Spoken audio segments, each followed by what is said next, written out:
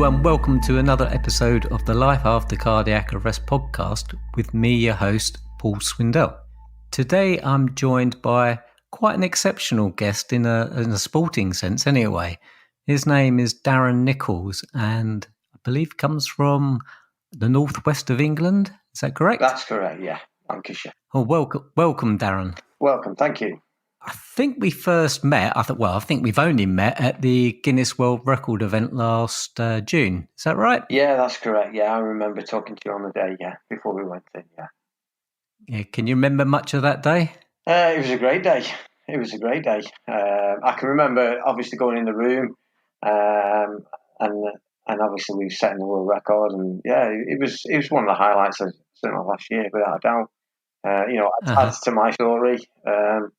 And as to everyone who participated as part of a great event.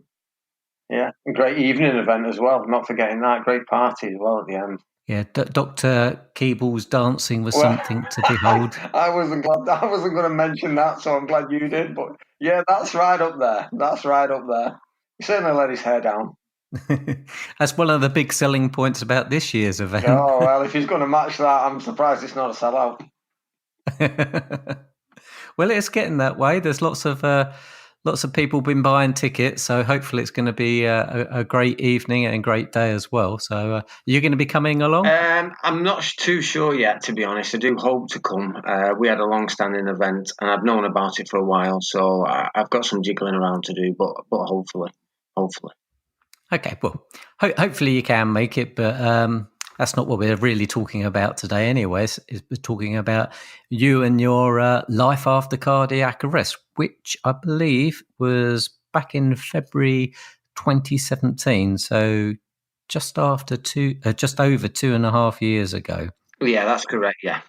I normally ask people to sort of describe what their life was like before their cardiac arrest. Could you briefly do that for me? Yeah, pretty average, really. I mean, I suppose most things would be average to what I've gone on to do, but I felt I was reasonably active. I've got children. I did things with children, swam a bit with them. How old are they? 12, 15 and 17 at the moment. So obviously rewind, they're all a little bit younger. So I did stuff with them. I was fairly active, or reasonably active, I would say. But that was my only thing. I played football once a week, but apart from that, nothing really great. Never won anything, never competed any races, never went on to do anything great sport-wise at all. And how old were you back then? 48 when I had my cardiac arrest, yeah. So fairly, same age as me. Yeah, fairly young, and it is an age when you look around. It's not the best of age. You look into my family history, which we only looked into after. It's very, very grim between the 45s and 50 years olds for people with heart issues and heart attacks, cardiac arrest. So, wish we'd have known that before. Yeah. I mean, in my family, I've got nothing, but you say you've got sort of a bit of a history there as to how many people. We only sort of really looked into it after, or my partner looked into it after and spent the time. On my mum's side, it's quite, and obviously my parents are on statins. Obviously I'm on statin today. My sister's, well, she's been checked and it's high, her cholesterol's high. I've got two younger sisters. So it's obviously a hereditary issue. All we feel is a hereditary issue. My diet wasn't particularly bad, but it's nowhere near in the level that it is today. Today is, I'm really a healthy eater. So, yeah. And did you smoke at all or anything like that? Never smoked. No, never smoked in my life. Didn't really drink that much neither. To be honest with you, never. We were driving at a young age, 17, and we went out. And I think it was fairly sensible. We got drunk on occasions, of course. I can't say I've never not drunk, but never smoked. Very poorly as a child. Some medication, not heart related at all. So no, never smoked. Never smoked. So you think really for you to end up in that situation, to being saved, you sometimes think to yourself, well, how did it get to this? Was it your own doing? But I don't really think it was. And I think to make it worse was I had the over 40s check just at the end of 2016, and it wasn't good.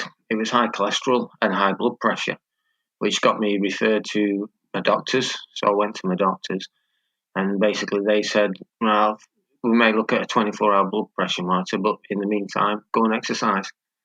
So really, they sent me to go and exercise. Then I go and exercise, and obviously I joined the Couch to 5K program, which is just a local running thing to get people off the couch running to 5K in the January. Everyone's keen to get fit for the new year. I joined that. Was that something that you were just doing off your own back, or was that an organised No, it was an group? organised group. Yeah. Again, my partner said, "Why don't you do this?" I've never really ran.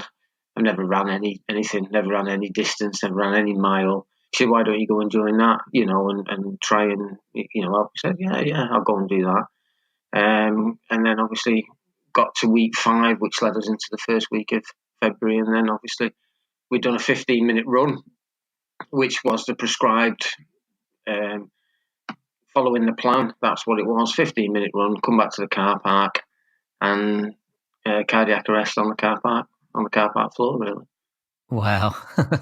How had you been doing up to that point in the They program? put me in group 1, so somebody must have thought I looked fairly fit. But yeah, we went in group 1, which didn't really mean an awful lot. You still followed it, and I still remember it. But I remember being overweight. I remember too much weight on my stomach, if I'm honest, going up and down, and I remember that. I don't remember the sad thing is you don't remember much of it at all. I don't remember any of the runs. I don't think I remember anything much post Christmas. I just don't have any memory of how things went. And on the night, we don't remember the night either. I don't recall suffering any pain or anything like that. So you're in a real small minority of pretty much members of the public using a public access defibrillator to save me, which is today, sadly, is quite low numbers. And we've got people vandalising them and stealing them and things like that. You hear about, it's quite tragic. Luckily, again, a lady I know quite well made a decision on the Northwest Ambulance Service to put one there just 2 months earlier. You say there. Where was it this? It's Astley Park in Chorley, Lancashire, and it was on the car park on the community centre. So they meet in the car park and then they run off through the park and come back. And they made a decision. There was one on the other side of the car park, but I think by the time they got that defibrillator, I think it probably, in all honesty, be too late. Really, looking at the facts of things now. So can you? You say you can't really remember any around that period, but do you remember? Has anyone told you were looking pale or not feeling well or anything like that? No, not before. I don't think there was any great signs before. We'd come back and I was doing the stretches apparently. So we'd finished the run, we were doing the stretches, and then I basically just collapsed. Somebody's put me in the recovery position. Obviously, that's not going to help me much. And then I believe that there was a nurse that was in another group who was driving off the car park. They stopped her, they brought her back. Obviously realised they had no pulse. But I think by that time then somebody said, like, you're beginning to lose the colour out of your face and things like that. So it's getting a bit, and obviously, you've got to ring, get a defibrillator, and get an ambulance. And they did. Between them, there's a group of people now who've become almost family, really, that I know. And I got lucky, presented them with awards and things like that. And I know quite well now. They're involved in most things I do. I'll let them know most things I do. But about 3 or 4 people were involved in somebody doing the defibrillator, somebody breathing, and somebody doing CPR. I believe it was 3 shocks. You can read that from everyone from the hospital notes. It was 3 shocks. Some people asked to hear the phone calls from the ambulance service. I've not bothered that. I know it took quite a long time for the ambulance. It was half an hour. I was going to say, if you knew how long you were down for? No, I believe that they'd resuscitated me before the ambulance had arrived. But I don't know the exact time. I believe it was about half an hour. But from when the ambulance was called to actually when I went down, I don't know the times on it. I don't know the times. I don't know. Mm-hmm. But And it was basically lay people, although perhaps one nurse who was doing Yeah, I think CPR. she did, but there was others who had bits of experience by the sounds of it, from what I can gather.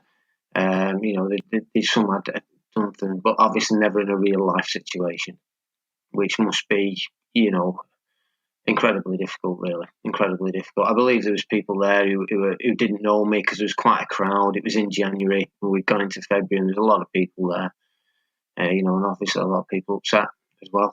So, we didn't even know me before you start getting into the family and obviously what they have to endure, really. So you've got to, it's worked out well all around, really. Yeah, absolutely. I mean, it can be quite a distressing and traumatic experience for everyone around, basically. But it's obviously with a good outcome like yourself, it's probably a little bit less distressing than a bad outcome. So it's good that you Yeah, made it. yeah, it has affected some people. One of the lady, she breathed for me, and I'm quite close to. She went on. She was affected. She went on to raise funds and put another defibrillator in the town. And she's a great lady, and she was affected. And every time she sees me, she cries. And we ran the last mile of an Ironman triathlon together by my side, and it's hard for me not to cry. But what can you say? It's just how things turned out. You can't script some of the things or what happens, but for her, I hope I've made her proud of what she did, and everyone else involved. Making them proud. They've done an incredible thing. It's only after, like everyone else beforehand, I wouldn't know what a cardiac arrest was against a heart attack. I wouldn't understand it. I wouldn't have known those things, and obviously the chances, even with having the defibrillator, doesn't mean it's a safe bet that you're going to be okay. There's all sorts of other factors involved, aren't there? As you know yourself. Indeed, but it does sound like you were quite fortunate in that you had people who took action, and that there was an AED in reasonably close proximity, and that they obviously did pretty decent CPR on you, and they did the best for Yeah, you that they could without a have. doubt. There's without a doubt that they've done a great job. You come round in hospital and you have had CPR, your chest is sore, and you think, wow, what's going on there? But nothing was broken. And, apart from that, soreness in the chest, you're just incredibly lucky that them people were around at that time. And you think about the stuff I do with my kids and the family, it could have happened with them. And I'm really lucky. The night in question, they didn't come with me because I do a lot with my kids, and they'd been quite a bit with me, to be honest, in that group. But just on that one night, they all had something on, and you're just so pleased that they weren't there that night to see you in that situation. Really, that would have been, could have really affected them. And it's difficult after. And we've all moved on, and we're all okay. And my partner's a nurse, which is something else we'll come on to, but she wasn't there on the night. And again, if she wasn't working, she would have been there on the night. And I just think it was better that those people weren't there on the night. My daughter, if she wasn't at Brownies then, she would have been with me. And I think for her to see that, at probably, 10 years of age, where you're going to be old enough to remember it for the rest of your life, could have been really, really difficult. Absolutely, absolutely. So you said you mentioned about waking up in the hospital. Can you remember what the time was like when you woke up in the hospital, Yeah, and what was that like well, immediately I mean, afterwards? from what I'm told, obviously you were in a coma. It happened on the Wednesday, and I don't have much memory until the following Monday, where I remember being moved somewhere to another ward. I think we'd been in, obviously, intensive care, high dependency, and then to a normal ward. But even then, your memory's in and out, looking back, going to a ward. I remember going to the ward and then people telling me, well, I came to visit you that night. Well, I can't remember you visiting me, in and out. I can remember the doctor coming to see me, and he just first thing he says is, you want to start thinking about playing the lottery. Really, you're just really incredibly lucky, to survive that out of hospital. People have done a great job, and then you move on to what he can do to make you better. I mean, obviously you can medicate people, or you can have stents, but he just said it's just too bad. It's one of the worst cases of ischemic heart disease that he'd seen, where obviously It's a cholesterol. What does that mean? A cholesterol condition. So it's obviously furring of the probably sort of smaller vessels that supply the heart. So obviously, as you've got too much cholesterol in you, and it's not coming out of your system, it's lining those sort of the vessels, and it doesn't. Then your heart under pressure doesn't get what it needs to keep going, and that's what's caused the cardiac arrest. Is that what your relatives died of as well? Yeah, there's some heart attacks in there. I think there was a cardiac arrest in there. Yeah. There's a few. There's about 4 or 5. Yeah, distant who have all had problems. Yeah, and it's my mum and my dad, like I say, have already in medication. So, but in fairness, you went to your doctors. We knew it was high, and when I'm talking high, I'm talking over 10%. I'm talking over 10% bad cholesterol and good cholesterol. I looked this morning, so these facts were true, and then less than 1% good cholesterol, and that's what I was running at. So it's extremely high. It's extremely high, and even your diet today, they can only say that only affects 20%. Based on what you can eat, you can only affect that by 20%. Makes it quite an alarming number. And if I've run that for years and years and years, then obviously everything's been slowly getting blocked up, and then you're going to get problems. Same with blood pressure. I think high blood pressure was caused by the thinning out of the vessels, and when the pressure in them is high. Now today we've fixed everything. Blood pressure's fine. Resting pulse is in a great place. Just need to be careful as you get fitter and fitter and fitter. I spent time on bisoprolol, and obviously then that's lowering your pulse as well. So when you're asleep, we were sinking into the 30s, 30 beats per minute, which is getting quite low, so they quite quickly whiz you off the bisoprolol. And and just to manage that.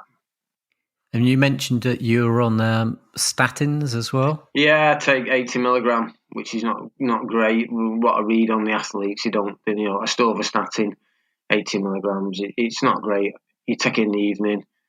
You don't wake up feeling great in the morning. In fact, I probably don't feel great until I've probably exercised. And you can just feel quite rough on it, really. I have asked. Because all the numbers are fantastic today, and the size and the shape and what I'm doing, would I always be on 80 milligrams? And it seems to be they always will be on 80 milligrams because of the event, because of what happened. I just wonder, if your diet is good, could you bring that down? Because now I'm 51 today, I'm going to spend years on an 80 milligram statin. I spend the next 20 years of my life on 80 milligram. You hope not to, but I don't know quite how that's going to pan out, really. But they're the only two things I take: aspirin in the morning now, and the statin in the evening. I did take Tricador for a while after it, and I did take the bisoprolol, but they've both dropped off. I don't take either of them now. So just going back to your time in hospital, how were you in a coma, and how long were you in hospital for? It was I think we were about 5 days. We were about 4 or 5 days in a coma, and then they tried to bring me out of a coma. Apparently, I was very angry, and I was biting the tubes. So they said, "Right, we'll leave him there for a bit, and he can stay in the coma for another day or so before they brought me around." So yeah, and then it ended up a week not doing, because they're not really going to let you out. Obviously, too great a risk, so you've got to wait there. And then I had the triple heart bypass, which wasn't without its problems. We had fluid on my left lung afterwards, so it wasn't without some complications, and that needed to be drained off. So in essence, I remember talking on a running speeds before we drift off totally, but quite funny that we're talking running speeds on a website and people, how fast they can run. In essence, it took me 3 weeks to get home from the 15-minute run.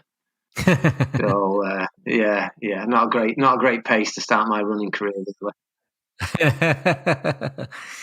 So how was, you presumably, how did they? I'm not sure how a triple bypass is done these days. Is that cut the sternum and? I believe so. Again, I've not looked into it too much. The only interesting thing about triple bypass is off pump and on pump. where I'm assuming you're on life support while they do it. I'm not quite sure why, but again, because my partner's a nurse and she reads all the notes in detail, I had my bypass done, which was off pump, which in essence means the heart is still beating in some point. And it does leave you with some questions, that, because you're not, even I understand a triple is 3. So at some point he's attaching to my heart three new vessels, and it's still beating. And you think to yourself, well, what happens if it comes undone? And I went and in rehab, I asked the question. I said, it was done, and I'm sort of, I'm doing all right here. I'm getting around. I said, should I be worried? She said, no, it's impossible. But you do think to yourself, well, is it really impossible? I don't know if anyone has ever had a leak from a bypass, but it's not. It wasn't quite standard, which I think would be normally to put you on the pump, and then obviously heart's not beating, stitch it all up, and then get the heart to beat again. So whether I was different because I had a cardiac arrest, I don't know. So how did you? You mentioned about rehab. How did you feel compared? Well, I suppose you might not remember, but how did you feel compared to the cardiac arrest in terms of did you feel any different? Did you feel that blood was coursing through your veins in a higher way, or so that you felt more energized? Well, we came out. I mean, there's a period of time there where obviously it happened. I came out of hospital end of February. So you've got 6 weeks of not doing anything while your sternum heals. And then I was really keen to start rehab. I'd lost a lot of weight in that time. I'd lost probably 15 kilograms of weight, and I was in much better shape. And I did feel better. And I often think to myself today whether there has always been a problem, because I just seem to be able to do things that even as a kid I can't run like I can run today. I can't. I wasn't even good as a child. I wasn't even good at sports day at school, particularly. I played goalkeeper for the school team because I couldn't really run around that much. I got tired and fatigued. Yet this same person now can go on and do some stuff. So I do sometimes think, well, maybe there was something there in the beginning, but I don't know whether that's just saying yourself.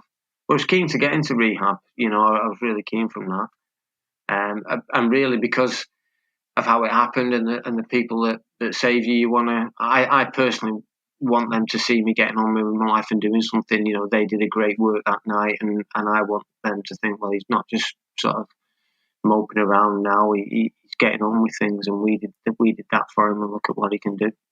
Mm-hmm. So what hospital were you in that you? Blackpool, Victoria, which is the main one in Lancashire, which is heart and lung. It's the main one around here. Everyone seems to end up in that direction, and it's great. It's great. It's great for 3 weeks, and I had. Obviously a difficult time, but it's not as difficult for me as it is for your family. They don't know what's coming out of the coma. I just wake up and say, right, what's happening? So it's a bit, and I don't think sometimes I appreciate that enough. I don't think I see what they've gone through, what your mum gone through. I think my dad made a comment on something I put on Facebook about an achievement. He said, it's amazing, son. We followed you down the motorway, blue flashing lights in this ambulance, and we didn't know what's going on, whether you're going to live, whether you're going to die, what state you'd be in. And look at it today. You're just churning out. And I have no memory of that. Absolutely none. I'm a bit fortunate. My lad took some pictures when I was just, I would say, being induced into a coma at Preston. I went to Preston first before I went to Blackpool, and he's got some pictures that are not great, but I still keep them because it's just like where you've come from. It does show you the extent. Your eyes are taped shut, there's pipes running everywhere, and you're not going anywhere in a hurry really when you see them. And I know my mum wasn't that pleased in taking them and saying delete them and that, but I'm sort of glad he didn't really, because for me today, you can put them pictures alongside the pictures of your achievements, and feel great. Feel good about where you've come from. Absolutely. So how was your? You said about your wife. Should she? how is she with her knowledge of nursing, and is it a cardiac related nursing job? No, it's orthopedics. So she's all hip and knee replacements and things like that. But I do get a rundown of everyone who's had a bypass and how long they've lived for. And every patient that comes in, she'll check how long they've lived for. And he had it done in the 80s and he's still going strong. He should be, it's almost a standing joke, really, of the detail that I get. Yeah. So how was she with you as a sort of her partner? But were you sort of like a patient that she looked after as well? Yeah, a little bit. Obviously, I came home and I had stitches from where a drain was fitted to my lung, and people offered to cane that, but she did all that for me. So yeah, there's positives and negatives. She can see things through work where things work out really well, and she'll see things out that don't work out so well. So you get to see both sides of things. But obviously, she's got great knowledge, which can be helpful. You sort of touched on it a couple of times about your running and the couch to 5K, and you were saying that you got rehab, but it's really mind blowing from what I read about you just recently, or what you did during the summer, which is sort of like one of the main reasons why I wanted to get you on here, is the fact that you what you achieved in the summer, and it's you completed an Ironman UK, didn't you? Yeah. We've sort of progressed our way, really. So rehab went really well. They let me go back. I went to rehab, started it hard. Towards the end of it, he said, "Yeah, you can go back and do the couch to 5K again." But she said, "You're in Group 1 last time. You go in Group 5 this time, and you just take it really easy. And obviously, you're looking what your pulse is doing. It's really early days. There's a lot of walking, and obviously, there's the people a few months earlier who saved your life still there, still volunteering, and you can hear them whispering like, "Is that him? Is he come back? What's wrong with him?" And I'm sort of like, "Well, look, things are running much smoother now. Don't worry. It's had a service and MOT, and we're going to be all right now. So we're going to give it another go." And we started there really, and made some great friends, and they looked after me in Group 5. But it was really, really easy stuff. But I just felt really owed it to them people. They worked, and I wanted to know them, as a group, and just stay involved with it really. So we did. We went on, and then we completed it the next time around. We completed it. We completed the couch to 5K. That must have been quite emotional for not only you and everyone. Yeah, it was very emotional because we have like what's known as the Chorley's Angels were there, which are like first aiders, and obviously they've got the defibs. And I ran the course, just finished, and I just stopped, and obviously I pulled up at the end feeling okay. And there was another Chorley's Angels right next to me, and on his radio they've all got walkie-talkies saying that the guy who's had the cardiac arrest, he's just finished the race. So it's like they can stand down now, we're all right, he's finished, he's okay. So just a laugh there will be the memory from that day. And then obviously the people who are celebrating with the people who saved me, because even that in itself is a good story. That we went back and we just did the 5K, and went on from there. I ran my first. I was going to say, what was it that, from someone who hadn't done any running or racing before, and then you've just done this couch to 5K, and you've had this massive event happen to you. What's suddenly clicked in your brain that it says, "I'm going to continue doing this"? Yeah, it felt like a journey started, and I don't know why. I knew you'd ask me this, and I'm thinking to myself, well, why did you keep going? Why? And whether it's, I just want to make them people proud. I wanted to carry on. We started like a journey, and then I ran in the August. So I had my cardiac arrest 8th of February. At the end of the August bank holiday weekend of 2017, there's a run lights that they all do. It's a great fun run. So everyone from the Chorley runners goes to Blackpool front and they run the illuminations. It's great. You've got hats and lighting up hats and tutus on, and it's a real fun race. And I ran that with my daughter, and that was the first real 5K run, which was 27 minutes, which is good time. It's good time today, really. And then I just sort of stayed involved with that group, and then there was people then, we do a couch to 10K program. So 5 to 10K program. So I thought, I'm going to do this. I'm going to stay on it. It's all right. It's going quite well. So then we went on it and we did that. And then in September, I ran my first 10K, which is 6.2 miles. So, and that was okay. That went well. And then I thought, right, some people are going to run a half marathon. So I thought, right, I'll join them. It's going all right. I like this on a Saturday and it's a bit social and it's all going well. And, things are working fine. So I joined them. And they trained each week and built up the distance each week. And then we got to what was the January of 2018. Did my first half marathon, which is just over 300 days from my heart bypass and the event, just under 2 hours. Again, another great time.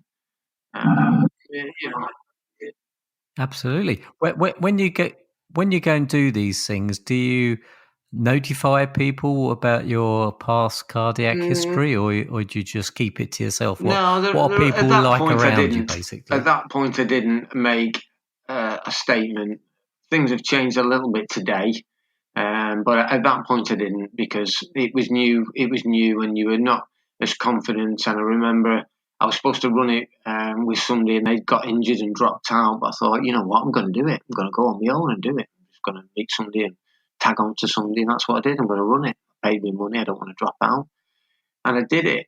But the next one, I was training, I don't know why now, but I went on, we did a half marathon, so what's after half marathon? Got to do a full marathon, haven't you? We can't stop it now. We're on a roll here. It's going well.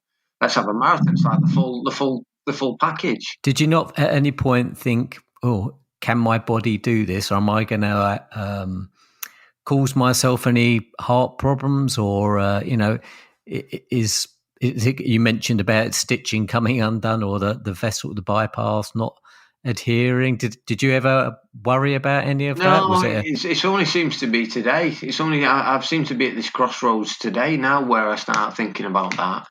And, at that point, I'm just on this journey. And the people are like amazed, and it's going so well, and the times are going great.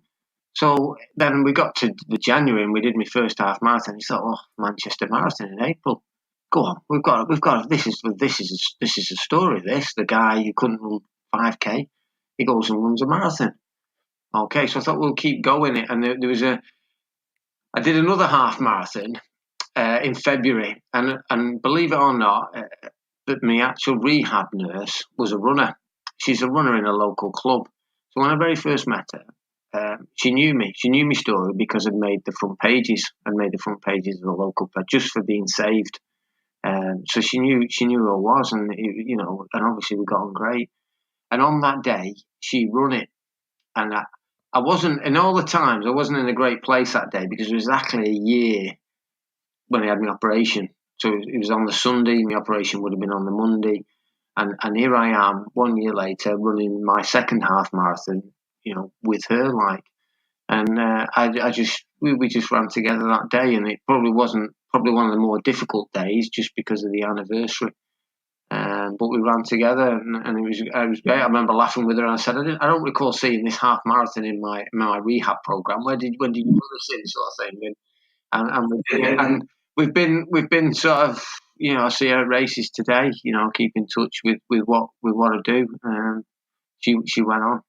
So I think from that, I probably run another half marathon, a couple of 20-mile runs, and then we get to April of 2018. Okay, how were you feeling after doing all those events? Because sort of I've done quite a few marathons back in the day, and I know that just getting to the start line is half the challenge with doing a marathon. Not only there's the injury problems, but it takes it really wears down your body basically doing the miles, doesn't it? And for someone who's had a cardiac arrest, a lot of people seem to suffer from fatigue and tiredness, but it doesn't sound like that's something that's affected you at all. No, I didn't really seem to have that problem, and I'm quite lucky really, because people get to 50 and if they've been doing these things all their life and running marathons, then they're getting the body's begin to, and I didn't do that much. I just really didn't do that much. So actually, I sort of decided that the rest of my body's in good shape. I don't get cramp. I didn't. I got tired, but sort of naturally tired. But the body felt good, felt great. No back problems, no other problems. Really fortunate that my younger sister works for New Balance, and I get blessed with the best quality trainers at great prices. So, I had the footwear, the kit, the equipment was coming my way, and all that sort of good stuff to help you look after your body. And I just didn't have any problems at all. I don't know whether I'm just tunnel visioned. I don't recall even today having a bad injury, or an injury I've never had to defer a race. I've never not turned up because I've been injured.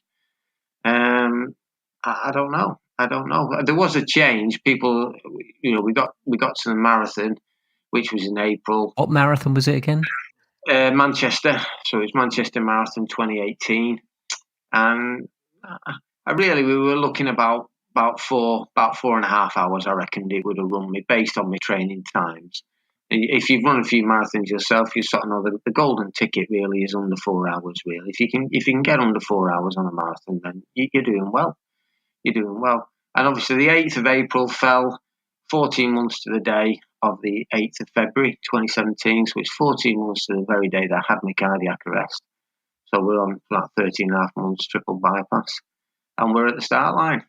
And I was feeling all right, feeling positive. I thought, where am I going to go? Where I'm going to race is thousands of people. And I thought, we're going to go with a 4 hour, man. We're going to go. We're going to give it our best shot. We're here. We've got it. We're going to do it.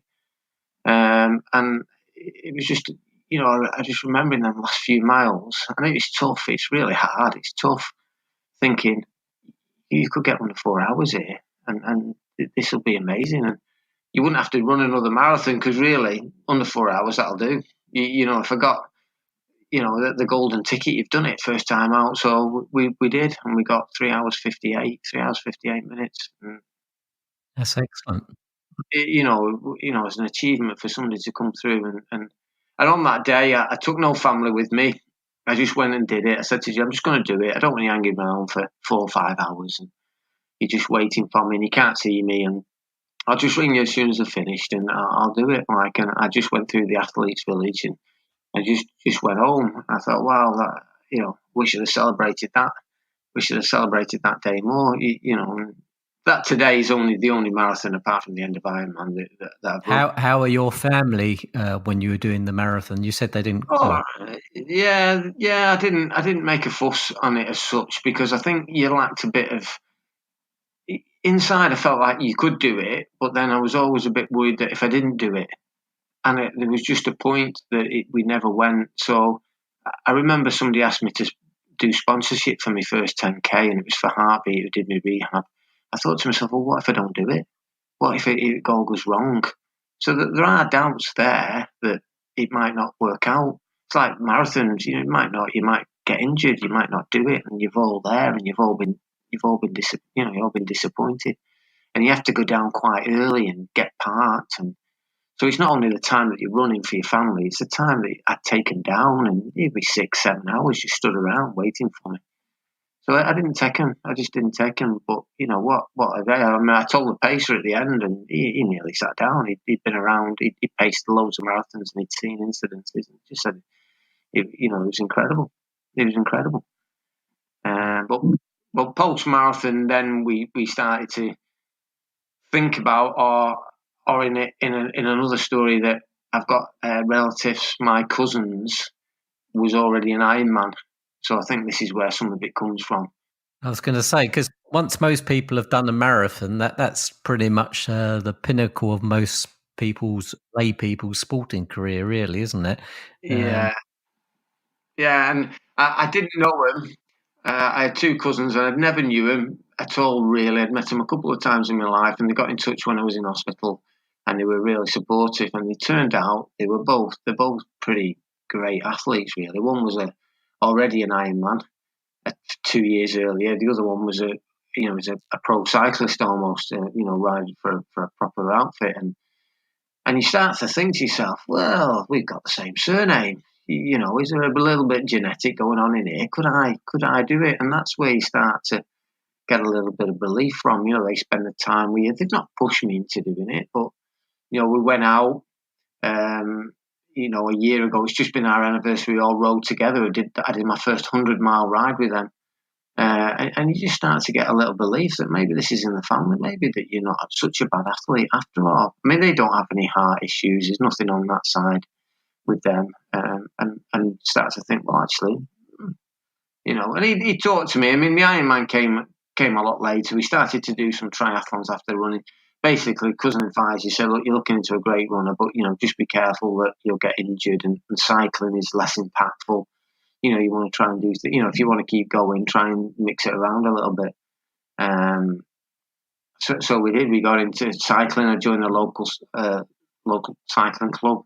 I go with them a little bit, and I still kept me running, ticking over with Chorley runners. Did a little bit of cycling, and then the swimming came along, where my daughter is a very good swimmer, and I took her to her swimming club.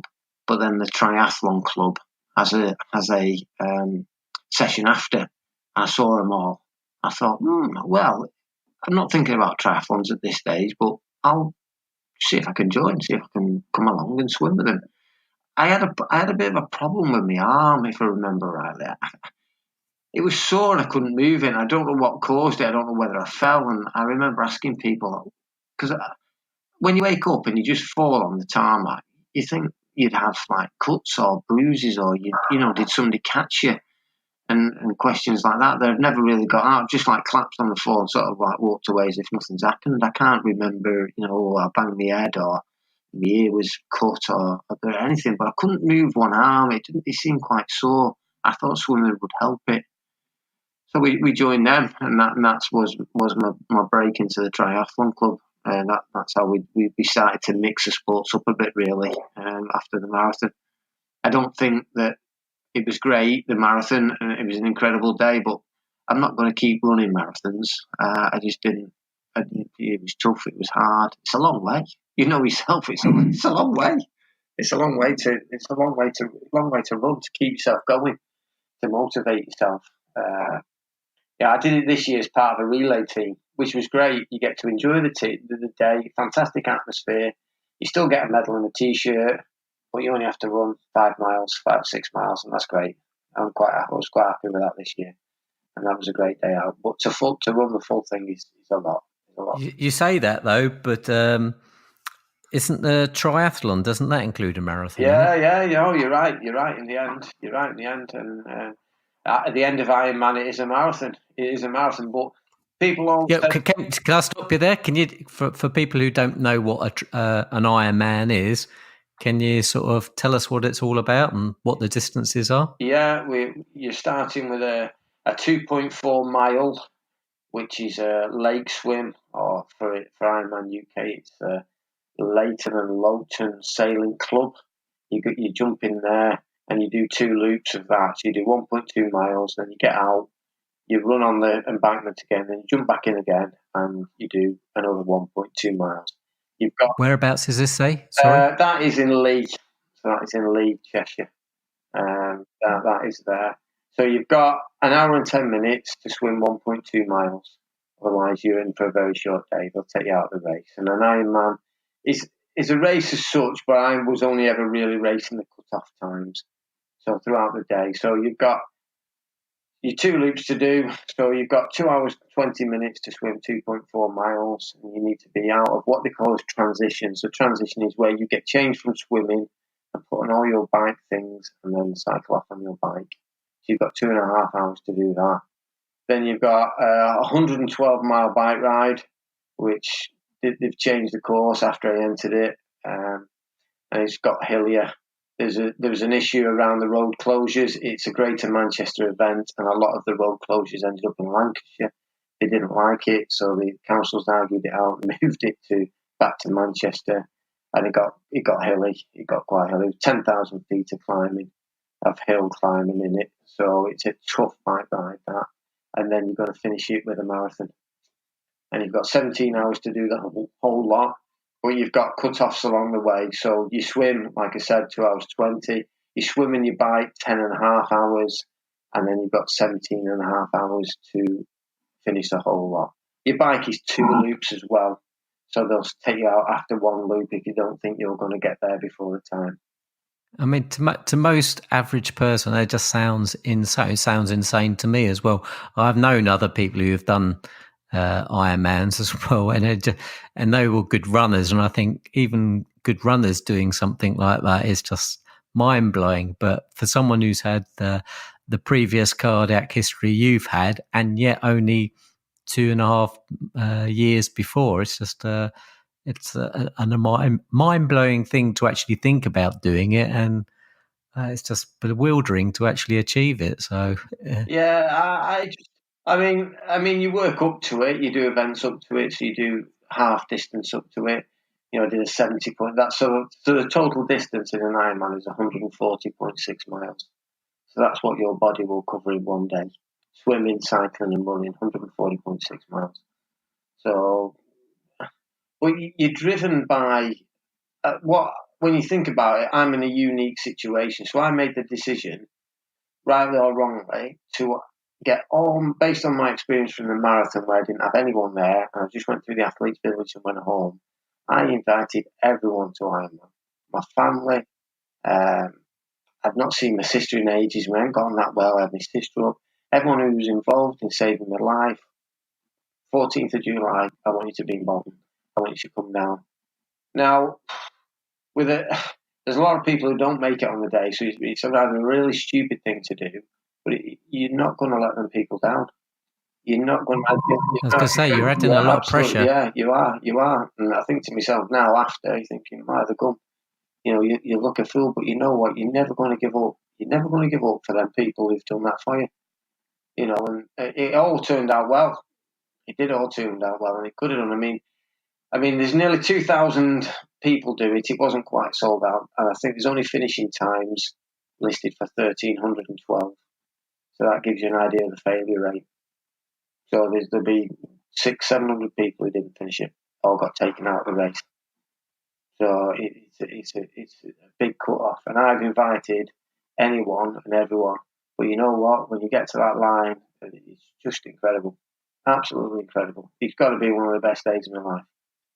You know, and somebody told me, it was quite funny in the end, because I was never worried about the marathon, because even the good ones said, you know what, you just need to get on the marathon in enough time. And I knew I got on the marathon at 4:00 in the afternoon, and I had till 11:00 in the evening to complete it. So I've got 7 hours. Now I could pretty much walk a marathon in 7 hours, really, a good pace, a good speed walk. So they said you will walk past what they call feed stations. So they have stations where you can get drinks and bananas and all sorts of stuff. You will walk past them and you'll eat and drink because you'll be hungry by then, and you'll walk up the hills because you've not got the energy. So I always knew there was going to be loads of walking in it. So I didn't really focus on the run that much, really. It was getting to the run, which was always the thing. You've got to bring your speed in. You can't fudge your way through a 2.4 mile lake swim. You've got to be a reasonable swimmer. The cycling is really tough, and people's biggest failure rate this year would be the cycling. It was hilly. You have to be reasonable standard to get through it. Once you got to the run, I thought, well, you know, it's there. But then you've got that, you know, then people are waiting for you. And it was like this guy said, he said, it's funny on the run. He said, every time you see somebody you know, you've got to run. You've got to look like you made an effort. So that's because really you're that shattered then. You just want to walk, really. You know, you're that tired. And then I was scattered with that many people that I knew, and they spread themselves out along the routes. So it was like every few minutes there was somebody I knew. So I felt I had to run. So it didn't work out great in that sense, but they were all there at the end. He said, you know, you just want to have a walk it round and come on, Darren, and come on, and then they're all waiting for me, and you know it's great in that day. But I knew it was unlikely that I'd do it again. Whether I did it or whether I didn't do it, I'm not sure I would have done it again. You know, I don't think I'll go back. I don't think you'll see me do a full Ironman again. Just, you know, it takes a lot of your time. It takes a lot of your family's time. There's a lot of training involved. Well, I was going to say, because you mentioned that you got 2.4 miles to and 112 miles to ride, and you said you got to be a fairly decent swimmer and a decent cyclist to be able to do those. And so I was going to say, you must have spent a hell of a lot of time going from essentially zero to getting up to that level, during your weeks. How did you manage to do that? Yeah, I mean, this year it's probably controlled too much of your life. I think that's probably one of the reasons why. But I've just worked some of my numbers out of Strava, and I know you use Strava, and I follow you. But for people who listen, it's like a Facebook of people's sporting activities. Is that how you would describe it? Where it goes. I think so, yeah. And I think they actually said just recently that's what they're aiming to be, really. And it is, but it records everything I do. So everything I've done since my cardiac arrest, if I look back through the years, and I didn't use it initially, it's only when my cousins told me about it. Why don't you use Strava, and then we can encourage you when you do things, and then it builds up from there and builds up from there. But if you have a look at, even in the year of my cardiac arrest, I ran the equivalent, training for those half marathons at the end. I run the equivalent of 3 marathons in the same year as a cardiac arrest, which is just, and I haven't done it only because of coming on here. I've sat down and I thought, well, I'll get some facts and just point out to people. So because I ran 5Ks and 10Ks and kept up with accounts to 5K and started running pretty much almost instantly after rehab, and then going on to doing it, the mileage every weekend, we'd go out every Saturday, we'd probably do 10 miles plus towards at the end of the year. I mean, it's just incredible. They weren't proper official marathons, but that's just the distance I've covered. But if you look to the distance today, I have swam. So this is, I would say, in 2 years. So if you say my cardiac arrest was February, but really you don't do anything until the end of August. I didn't do anything till the end of August that year. I have swam up to date now 128 miles, which is the equivalent of swimming the Channel 5.8 times. So you think that alone is quite alarming, but then we come on to cycling. I've cycled now 5,496 miles, which is the equivalent of Land's End to John O'Groats over 6 times. So in 2 years, that's what I've done. So you think about how many times you're going out and you're training for an Ironman, you'll go out for 100-mile bike rides. And then you'll come home and say, right, I'm just going to run around the block because I just need to make sure my legs can run after I've run 100 miles. So, there's people within the group, within other groups, who don't do or don't feel that they can do things. Land's End to John O'Groats, for somebody who never had been on a road bike, I'd never sat on a road bike before my cardiac arrest. I could ride a bike and I rode mountain bikes and a bit of riding with the kids. But the volume today, the weekend before last, bank holiday weekend just gone, I went with a cycling club. We cycled from where we are in Lancashire to the Lake District and back, 130 miles in one ride. 130 miles, 18.7 miles an hour average. It's not even, it's not even slow. And today, running wise, my total running miles, I've ran the equivalent of 48 marathons. So 1,265 miles running that's what I've done in 2 years. Yeah, that is some staggering stats there. And it is, I think, a little bit where I'm at a crossroads now, where I've not got any great events planned. I look at them numbers, and I'm sort of glad I came on here, really, because I thought, I need to try and make this interesting. And I sat with it, and I thought, wow, Darren, this is a lot going on. We talk about stitching to the heart, and yourself, seeing a cardiologist. I should have seen a cardiologist in August. I got a letter in July saying he was going to cancel it. I've only seen him once. I went back to my doctors to get referred, and it was like, well, I will refer you. You're fairly young. Youth's on your side. I'll refer you to a cardiologist. And I was like, oh, gee, thanks. I had a cardiac arrest. Like, it's quite serious. And I went there because you said to me, go and run. So I said, I'd appreciate seeing a cardiologist. Went to see him. He did an echocardiogram. And then he left me. He left me until the next appointment. And then even on a second appointment, he talked about discharging me. And then I've had a cancellation letter. And I've not had another letter to sort of say. But it's only now when you sit down and you look at what you're doing and people think, well, yeah, but you've got to ask yourself the question, how much is too much? Now, do you know your total mileage on Strava? Do you know what you've done? I've got no idea because I don't actually do that much. I mean, I'm a little bit not the opposite of you, but before my cardiac arrest, I was reasonably active. Due to a knee injury, I had to stop doing marathons, but I was probably walking about 5 to 7 miles a day before my cardiac arrest. But since then, the fatigue is too much for me, and I can't really go very far anymore.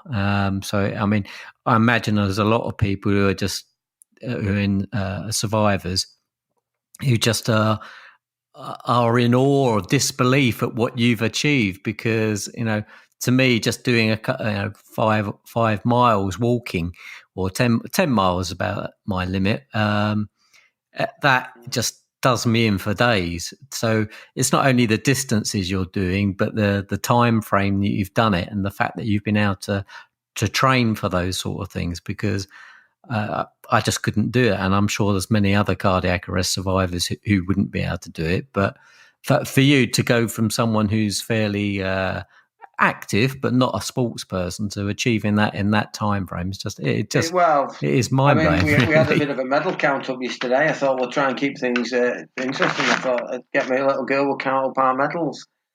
So quick run through the medal hall. So for running 5Ks, this is in 2 years, I've got 6 medals. For running 10K distance, which is 6.2 miles, I've got 10 medals. For running 10 miles, I've got 2 medals. I've run 9 half marathons. I've run 1 full marathon. Then we move on to triathlons and smaller distance triathlons are called a sprint, which is a pool swim traditionally about 400 meters, so 16 lengths. It's about 10 or 12 miles on the bike, and then you'll finish it with a 5K 3-mile run. So I've done 6 of them. There's an Olympic distance, which is slightly longer than that. I've done 3 of them. A middle distance, again, slightly longer. I've done 1 of them, which is a 70-mile one. I've done a full Ironman, 3 cycling sportifs rides, 3 swimming alone, and 1 relay. So by the end of this year, I've got something left to do. I've amassed 50 medals. 50 medals. If you work out, that's 50 weekends. They normally happen on a weekend. So that's half my time post cardiac arrest. I've been doing some sort of event somewhere or other, and it's a lot. Even I'm like, oh my God. It sounds almost obsessive. It does, and I think that I think sitting down now, I think we'll just need to just have a little bit of just to calm things down. It's great, and I hope people can get on and do things, because after I did the Ironman, as most people do, I put something on Facebook, just a collection of pictures and saying what an incredible day it was. Well, that sort of snowballed really onto people sharing it, and then because Ironman, the slogan is anything is possible. That is their slogan. Obviously, they got hold of it, and then they come back to me and congratulated me on it, like Ironman UK, and then they sort of tweeted it or shared it, and then obviously you get a real huge sort of Ironman audience who either participated in the past or on that day have done it, and then they sort of comment, and I had, I think. We was into the thousands. I mean, about 600-700 comments and hundreds of shares, and I think about 5,000 likes in the end. But there was one comment that will always be. I sat and read them all and said I like them all, like them all. But there was one comment that just said a lot of people, and they were obviously were a survivor. It just said it's amazing, because a lot of us are saved but are never really saved. They never really go on to do anything, and they sort of hang around to die. And that will be, out of all the comments, that will always be the comment that stayed with me. And someday, and I just hope. I think you're probably right. I'm probably getting obsessive, and I am going to have a look and just tone it down. But it become like a journey that you just got sucked into.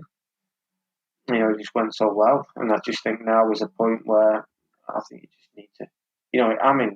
even today, I'm in great shape. I'm in the absolute shape of my life. I've never been as healthy as what I am today. Have you been back to the guy who did your triple bypass and showed him what you're like now? He left. Yeah, he left. I do try and make the most of doing that, but he actually left. He left, and I've not been able to trace him down. Obviously, I've wrote to the unit, and I keep them updated. My rehab nurse, she's involved all the way. I run with her quite regularly. Everyone who is involved in sort of saving my life knows. And I think the next stage for me now to manage my obsessiveness is to sort of use what I've done in a positive way. So I do quite a bit for the heartbeat that do the rehab. Obviously I went to learn CPR there, and that's because I got the first time I did CPR, I learned CPR. Got quite upset really because you're just looking at this dummy thinking, the gum, how was this dummy? And I can't take in what's going on. I'm just looking at this dummy and these people pushing on your chest, and you think, oh. And obviously, then I sort of said, well, I survived the car. Oh, right. And since then, I've always been involved, and I've had to do CPR. I'll learn it 2 or 3 times now, just so that I can do it. Because I'm not sure I could live with myself if I couldn't at least try and help somebody. Not after having your life saved. If you couldn't do something to help somebody, I think living with myself after that would be really difficult. Really difficult. And today, a little bit I was saved by a cardiac science G5 defibrillator. So obviously they've seen what I've gone on to achieve, and obviously it's quite good for them. And they, I'm involved a little bit with them. They use like my story, if it helps to sell defibrillators or whatever, then we're involved in that. And then the lady who put the defibrillator on the wall that I mentioned earlier, she works for the Northwest Ambulance Service, a lady called Cheryl, and I try and help her a little bit, and sometimes go along and do a little bit of a talk on what I've done. I've only done one so far. I did one towards the end of last year, and I remember a lot of ladies on the table at the back getting very upset, crying, and as we worked our way through what I'd come to achieve. How did you find standing in front of a group of people and talking about yourself or a very hard part of your life? Yeah, it was okay. It was all right. It wasn't, but it's something I feel that you need to do. I think you need to give it back now, and it's happened to me. Would you change it? You can't change it. It's happened to me. I'm involved in this now, so I've got to get up there and do my bit. That's the way I look at it, really. Because what happened was my daughter recorded me crossing the line at Ironman. Now, I got changed. My confidence grew in this period of time, and I saw a T-shirt, and towards the end of my training, and I saw it on the internet on a guy, and he put on it, "Learn CPR, it saved my life." I thought, wow, that's a bold statement. I quite like that. So I've got pictures of a few half marathons where I've run this T-shirt with Learn CPR, it saved my life. So in the end, on the Ironman day, I got changed and I put in the running club's T-shirt that they saved me because of all the time. So I sort of ditched my triathlon club, really, supporting me for 2/3 of the way, and said, "Look, guys, I'm sorry. This now is about these guys who sort of saved me. Really, they're here to support me, and this is just very special for me." And I had printed on that, "Learn CPR, it saved my life." And obviously, there's people taking photographs around, and obviously, anyone who gets to the marathon part of an Ironman is doing well, but you are bringing attention to yourself if you're going to make that statement on that stage. But I was confident. I was confident to do that because if I didn't get to the marathon, I wasn't going to wear the T-shirt. It wasn't something I wore all the way, so people could say, "Well, he did have CPR, but he's not an Ironman." No, but I did, and I am. And that made it into it. And then I knew you welcomed everyone, rightly so, is welcomed over the line when you finish an Ironman, so they'll know what your name is. I knew this guy from, he sort of compares previous events, and I've got to know him a little bit through another cardiac athlete who introduced me to him, and he said, and he sort of made a real thing, learn CPR, saved Darren's life, and now he's an Ironman, and, this is absolutely amazing. And my sort of daughter recorded it, and then I sent it to Cheryl, and said, "I've done it, look at this, I've done it, this is me crossing the line." And then that sort of made the bulletin for the Northwest Ambulance Service, really, which is quite good to give people who are out there day to day doing these things to see some success. Sometimes in the world there's probably not enough success. You'll know there was a half marathon last year, or a marathon where 2 people died of, I suspect, a cardiac arrest. That will always make the headlines. There's not enough that people are coming through to do that. And I know some guys who are doing some great work, not sort of Ironman distance, but coming over their difficulties post cardiac arrest, cycling 100 miles, raising funds. A lot more complicated issues than me. I think it was a supply issue for me. You know yourself. There's lots of reasons that cause a cardiac arrest, and some are far more complicated than others. I'm quite fortunate. I think the supply to my heart's been sorted out, and I'm okay. But there's other athletes with far more who are doing great work. They're doing great work. But it's great that somebody can become an Ironman, and we can do that from starting from obviously a really low point. And I know a lot of people from my triathlon club are doing Ironman this year based on my story. But even better, a lot of learn CPR, who wouldn't have thought about learning CPR, going out and learning CPR. And where I go to my park run, I wore my T-shirt there, and they now have got a defibrillator there, and I've been along there to help them, teach CPR, and they'd like me to go as an example. So if you're in a position, you survive this, and you're in a position to carry on, then I think you've got a bit of a duty really to raise the profile of it a bit. Yeah, if you can. Yeah, not everyone's fortunate enough. No, absolutely. And it's what bits you can do. And it's not about them doing an Ironman, it's getting on with simple tasks. Yeah. I'm not sure today even sit down and what totally drives me to do it, to suck me in on that sort of whirlwind of events. I'm not 100% sure, but I'm at a crossroads now where I need to sort of step back from it and just step off the journey and stay fit, but just ease off a little bit, because them numbers I sat and worked for you, and I said to Jill, but Jill says, you're doing an awful lot. I'm like, oh, it's all right. We start on Strava, you'll start seeing what other people are doing. And that's the thing, you need to part that. It's, he's doing that, and he's doing Ironman, so I need to go out and at least do that, because then I'll be all right. If I don't do it, I might not get round. You get sucked into a world of expense, equipment, bikes, what you need, servicing a bike, nutrition, what you eat when you're cycling for 112 miles. What do you put in your body? Should I be putting it in my body with my cardiac issue? Caffeine, gels, energy bars. Even then today, there's only so much resource and trial and error that you can do. I'm not sure it's the best for that. I mean, if you go out and cycle 100 miles with a cycling club, you'll stop at a cafe, pick what you want off the menu, pick what I can eat. In an Ironman, you can't stop for your breakfast. You've got to keep going. You've got a good breakfast, and you've got to keep going, because the clock's going to beat you if it doesn't. You've got to stick your hand out when they're passing the bottles to you, as you pass the feed stations, and grab as much as you can and keep cycling. But it's not what you class as a pleasurable ride. No. Anyway, we're sort of well over the hour now, Darren, and I was thinking that your story is incredibly inspiring if anyone wants to try and get to any sporting heights post cardiac arrest, or any time really. I mean, what you've done is pretty incredible, even if you haven't had a cardiac arrest. But I was thinking, what sort of tips would you give, or what has inspired you to be able to achieve what you've got? Have you got 3 tips you could give us just to finish on? Well, it's a bit difficult.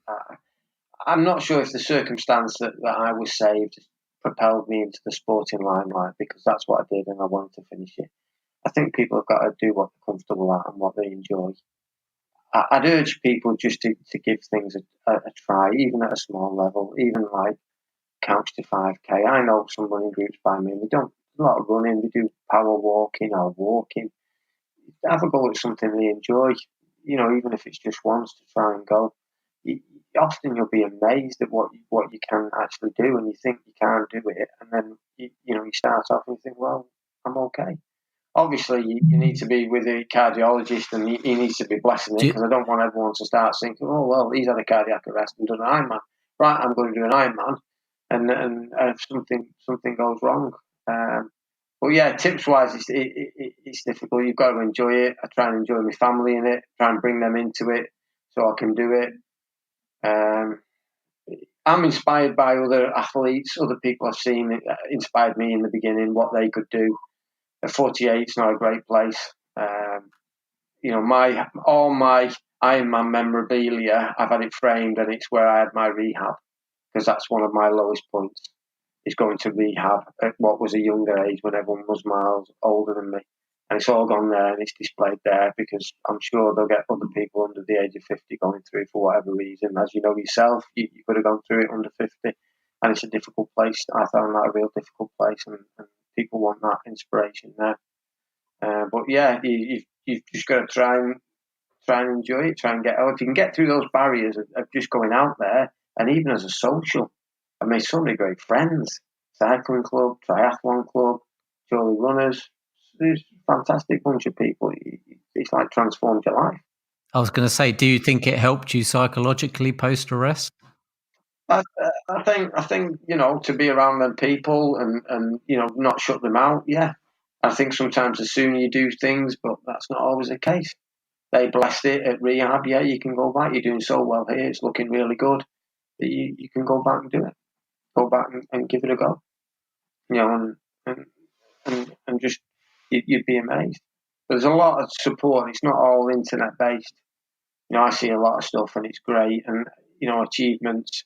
Mine are. There's not loads of Ironman out there. There's a lot of people doing loads of good stuff. Loads of stuff. And you think, fair play and circumstance would be just as dire, and that's it. I mean, you set up all this, you set all this group, and you do all this as a support network for other people. This is maybe your way. Maybe sporting achievements isn't for you. Maybe I'm trying to inspire that way. You set all this group up. You do a lot of work with this, which is a great support network for people. I remember joining this group in hospital. Sat around for 3 weeks. I remember joining this.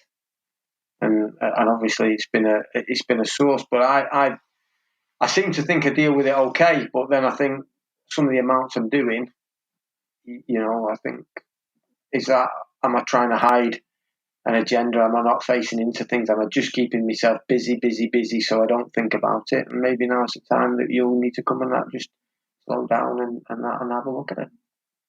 It's been one hell of a journey. I tell you that. It's been incredible. Incredible. It certainly has. And have you got anything else for us, or should we call it a wrap there? No. I think, yeah, we're over our hour. Yeah. I talked to you all day. Well, it's been a fantastic hour of your time, and it's incredibly inspiring. And I would imagine it gives a lot of people hope as well, what can be achieved post-cardiac arrest. I know everyone's not in the same situation, and everyone's recovery journey is different, and your capabilities are different. But from what you've shown is that you've gone from fairly inactive or slightly active and really pushed yourself a long way. So these things can be done. So there is hope for us yet. I hope that people, that's one thing now, because I think as I sort of calm down on the sporting activities, I do want to try and support people more and get involved in things a little bit more. And I think that's what, if you're fortunate enough to be able to do that, we should need to do that. We need to do that and help people out. So I hope people do, and I remember a lot of people asking me on the Facebook about how I do it and can I help them, and I've tried to spend that time trying to help them. Okay, well, if you come to the Not Alone event, which is round Rutland Water, I don't want you leading out a group round the Rutland Water. Okay, take them out, yeah. Well, there was a few there, a few good runners. I might not be the fastest. I'm under pressure. Everyone thinks because you're an Ironman now, you think that's it. But there's a few runners that'll leave me for dead, and then I might not be happy about that. So fiercely competitive. Yeah. But yeah. Okay, well, thanks very much, Darren, again, and hopefully we will see you at the Rutland event, which I'll just recap for anyone who not totally aware about aware of it, is that it's on the 28th of September, which is just a few weeks away from the recording of this, and it's at Barnsdale Hall Hotel, which is near Oakham on the edge of Rutland Water, and we've got a fantastic day of loads of people coming together, survivors, lifesavers, partners, and medical experts. It's a great opportunity to just let your hair down and chat with others and share your experiences, but also a great chance to listen to some of those experts talking about cardiology, neuro rehab and exercise, psychological aspects of cardiac arrest. It's going to be a wonderful day if last year's event is anything to go by. So we'll really love it if you could join us there. So hopefully we will see you. And if not, I'll see you next time on Life After Cardiac Arrest. Bye-bye.